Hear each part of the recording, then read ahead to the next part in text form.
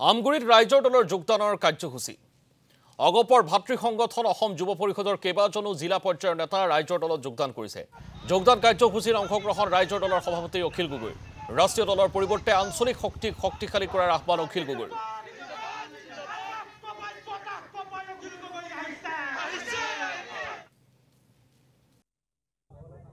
আজি শিৱসাগৰ জিলাৰ বহু সংখ্যক মানুহে ৰাইজৰ দলত যোগদান কৰে।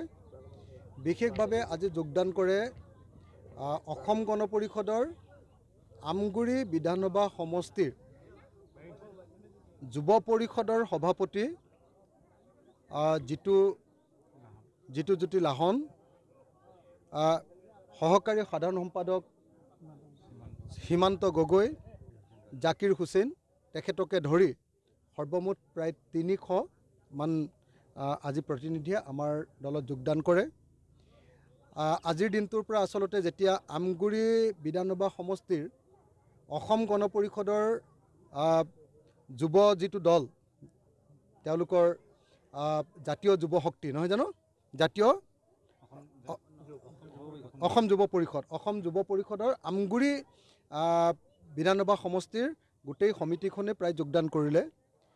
সমিতিখনৰ সভাপতি, সমিতিখনৰ সহকাৰী সম্পাদক, সমিতিখনৰ সাংগঠনিক সম্পাদক আদিকে ধৰি আটাইবিলাক সক্ৰিয় নেতা কৰ্মীয়ে আজি আমাৰ দলত যোগদান